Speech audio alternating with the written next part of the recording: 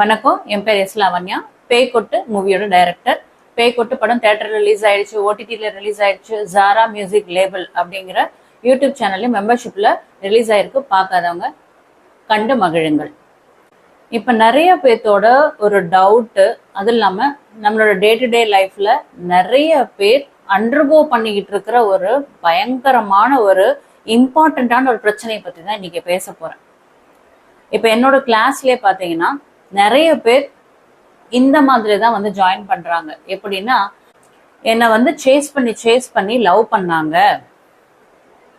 அதுக்கப்புறம் பார்த்தீங்கன்னா கொஞ்ச நாள் கழிச்சதுக்கு அப்புறம் திடீர்னு என்னமோ சம் சேஞ்சஸ்.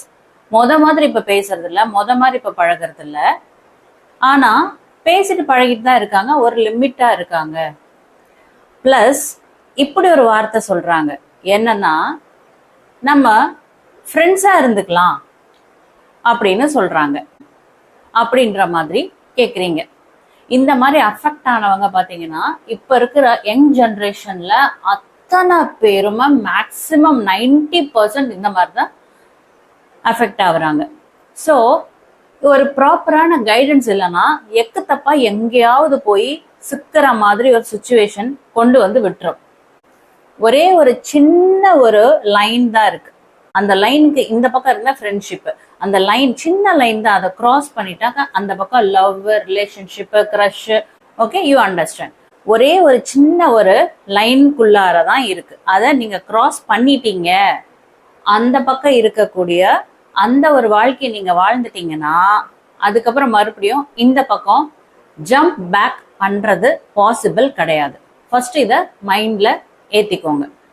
அப்படி யாராவது உங்க கூட நல்லா பழகிட்டு ஒன்னா நீங்க வேண்டாம்னு சொல்லி அதுக்கப்புறம் அவங்க உங்களை சேஸ் பண்ணி ஓகே உங்களை சம்மதிக்க வச்சு அதுக்கப்புறம் உங்க கூட பேசி பழகி நம்ம லவ்ல இருக்கலாம், ரிலேஷன்ஷிப்ல இருக்கலாம், அப்படி இருக்கலாம், இப்படி இருக்கலாம்னு சொல்லி பேசி உங்களை கவர் பண்ணிட்டு அதுக்கப்புறம் வந்து இப்போ நீங்க கொஞ்சம் இன்ட்ரெஸ்டடா இருக்கும் போது அவங்க வந்து அப்படியே பேக் அடிச்சு, இல்ல நான் இப்ப ரியலைஸ் பண்ணிட்டேன், நான் விரும்பி வரும்போது நீ வேண்டான்னு சொன்ன, அப்ப எனக்கு புரியல, ஆனா இப்ப புரியுது அப்படின்னு உங்க கூட ஒரு இன்டிமசி வந்ததுக்கு பிறகோ, இல்ல உங்க கூட ஒரு க்ளோஸா ஆனதுக்கு அப்புறமோ, இல்ல உங்க கூட ஒரு பிசிக்கல் கனெக்ஷன் வச்சதுக்கு அப்புறமோ, அதுக்கப்புறம் அவங்க இந்த மாதிரி வார்த்தைகள், நான் இப்ப திருந்திட்டேன், நான் ரியலைஸ் பண்ணிட்டேன், நீ வேண்டாம்னு சொல்லும் போது எனக்கு அப்ப புரியல, இப்ப புரிஞ்சுதுன்னு சொல்லிட்டு இந்த மாதிரி ஒரு லைனை கிராஸ் பண்ணதுக்கு அப்புறம்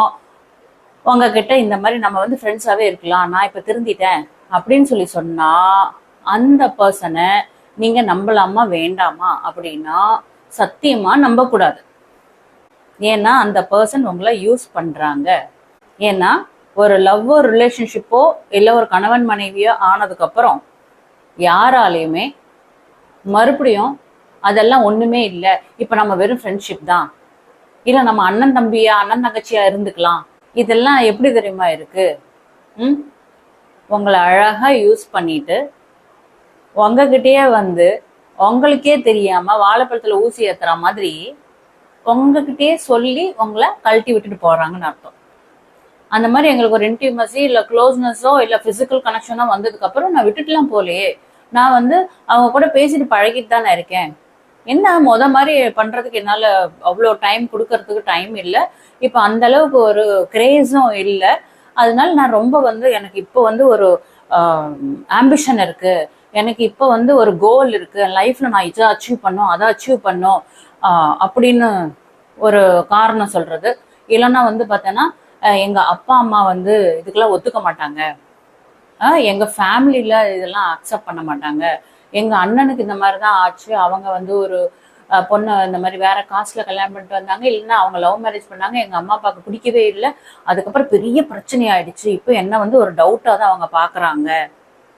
ஸோ நான் அவங்களுக்கு நம்பிக்கைக்கு பாத்திரமா இருக்கணும், அப்ப நான் அதே சேம் தப்பை நான் இப்ப பண்ணிடக்கூடாது அப்படின்னு உங்களை யூஸ் பண்ணதுக்கு அப்புறம் இப்படி சொன்னாங்கன்னு வச்சுக்கோங்களேன், தட் இஸ் கிரிமினல் ஆக்சுவலி. அந்த மாதிரி இருக்கவங்கள வந்து ரொம்ப கன்னிங் பீப்புள்னு அர்த்தம், ரொம்ப மேனிப்புலேட்டிவ் பீப்புள்னு அர்த்தம். அதாவது உனக்கு ஒரு ஞானம் வரதெல்லாம் எப்போ வரணும்னா அந்த பிள்ளையவோ அந்த பையனவோ தொடறதுக்கு முன்னாடி ஒரு பிசிக்கல் டச்லயோ இல்லை ரொம்ப எமோஷ்னலா வந்து ஒரு டீப் கனெக்ஷனுக்கு கொண்டு போறதுக்கு முன்னாடி சேஸ் பண்ணி பின்னாடி நாய் மாதிரி போறீங்க இல்லையா, அதுக்கு முன்னாடி இந்த அறிவு ஞானமெல்லாம் வரணும். எல்லாம் முடிஞ்சதுக்கு அப்புறம் ஞானம் வருமா, எங்க அம்மாவுக்கு பிடிக்கல, ஆட்டுக்குட்டிக்கு பிடிக்கல, அப்புறம் வந்து பாத்தீங்கன்னா இந்த காஸ்ட் நம்மளுக்கு செட் ஆகாது, எங்க வீட்டுல லவ் அக்செப்ட் பண்ண மாட்டாங்க, ஐயோ எங்க ஃபேமிலியில எங்க ஸ்டேட்டஸ்க்கு உன்னோட ஸ்டேட்டஸ்க்குலாம் எட்டவே எட்டாது, நீ வந்து நல்லா படிச்சு நல்ல வேலைக்கு போயிட்டு வா, அப்புறம் வந்துதான் நம்ம வந்து பொண்ணு கேட்க முடியும், பையன் கேட்க முடியும். இந்த மாதிரி கதையெல்லாம் விடுவாங்க, ரீல்லாம் விடுவாங்க, அதெல்லாம் நம்பாதீங்க. இந்த மாதிரி ஒரு காரணங்கள் சொல்றாங்க, எங்க வந்து காரணங்கள் இருக்குதோ அது உங்களை வந்து கழட்டி விடுறதுக்கு உண்டான காரணங்கள். அந்த காரணங்களை காமிச்சு அதை ஒரு நியாயப்படுத்தி உங்களை கழட்டி விடுறது. சரியா? ஸோ இந்த வந்து லவ் பண்ணிட்டு அதுக்கப்புறம் ஃப்ரெண்ட்ஷிப்பு அப்படின்னு சொல்றவங்க வந்து அந்த மாதிரி ரொம்ப சீப் பீப்புள் தான் அந்த மாதிரி பண்ணுவாங்க. இதுக்கு மேலே எனக்கு இது சொல்ல தெரியல. ஓகேவா? புரிஞ்சுக்கிங்க, நீங்களே புரிஞ்சுக்கிங்க. நீங்க பாக்குறது வந்து ஒரு யங்ஸ்டரா இருக்கலாம், இல்ல வந்து ஒரு மிடில் ஏஜா இருக்கலாம், இல்ல வந்து ஒரு மேரேஜ் ஆகி ஒரு 40-50 இயர்ஸ் ஆன ஒரு பர்சனாக கூட இருக்கலாம். Still you got into some relationship, illegal relationship. உங்களை பேசி பேசி கவர் பண்ணிட்டாங்க, உங்களால் அதுலேருந்து எப்படி வெளியே வர்றதுன்னு தெரியல. அந்த மாதிரி வெளியே சொன்னாலும் அவமானம், அசிங்கம். அப்போ உங்க கூட பழகிட்டு அதுக்கப்புறம் வந்து நீங்க ஒரு விடோவரா இருக்கலாம், ஒரு ஆணா இருக்கலாம், பெண்ணா இருக்கலாம். அவங்க கூட பழகிட்டு அதுக்கப்புறம் இல்லை எங்க வீட்டுல ஒத்துக்க மாட்டாங்க, இப்படி அப்படி இப்படின்னு சொல்லிட்டு நான் வேற கல்யாணம் பண்ணிக்க போறேன்னு உங்ககிட்ட டாட்டா பைவே சொல்லிட்டு போற கேசஸ் அந்த மாதிரியும் இருக்கு. அவங்களுக்கும் சேர்த்துதான் நான் இதை சொல்றேன். ஸோ பழகும் போது இல்லாத ஒரு ஞானம் நல்லா பழகி யூஸ் பண்ணதுக்கு அப்புறம் ஒரு ஞானம் வருதுன்னா அவங்கள வந்து நீங்க சுத்தமா நம்பாதீங்க, அவங்க ரொம்ப ஏமாத்துக்காரங்கன்னு அர்த்தம். இப்பதான் பழகி இருக்கீங்க, பழகி இந்த லவ் பண்ற பீரியடுக்குள்ளாரையே அவங்களுக்குள்ளார இவ்வளோ சேஞ்சஸ் வருதுன்னா அவங்கள நம்பி எப்படி கல்யாணம் வரைக்கும் எடுத்துட்டு போவீங்க? இன்னும் உங்களை எங்கெங்கெல்லாம் வந்து கழட்டி விடுவாங்களோ, எப்படி எப்படிலாம் அவங்க மைண்டு மாறுமோ. ஒரு ஸ்டெடி மைண்டு கிடையாது. அடுத்தவங்க சொல் பேச்சு கேட்கறது, எங்க வீட்டில் வேண்டான்னு சொல்லிட்டாங்க, எங்க அம்மாவுக்கு பிடிக்கல, எங்க அப்பாவுக்கு பிடிக்கல, அவங்கள வந்து வாழ போறாங்க உங்க கூட. உங்களுக்கு பிடிச்சது தானே பழகுனீங்க, உங்களுக்கு பிடிச்சதுனால தானே அந்த பிள்ளை மனசையோ அந்த பையன் மனசையோ நீங்க அந்த அளவுக்கு மாத்தி ஒரு டீப் கனெக்ஷன்ல போய் பண்ணக்கூடாதெல்லாம் பண்ணி இந்த அளவுக்கு பழகிட்டு அதுக்கப்புறம் வந்து இவங்களுக்கு பிடிக்கல அவங்களுக்கு பிடிக்கலங்கிறதுல ரொம்ப சில்லியா இல்லை? ஸோ ரெண்டு விஷயம் தாங்க. உங்களை யாராவது விரும்பினாங்க அப்படின்னா, law of attraction life coach இப்போ மே மந்த் பேட்ச் ஸ்டார்ட் ஆக போது. விருப்பமுள்ளவர்கள் இந்த வாட்ஸ்அப் நம்பருக்கு மெசேஜ் பண்ணி டீட்டெயில்ஸ் வாங்கி ஜாயின் பண்ணிக்கோங்க.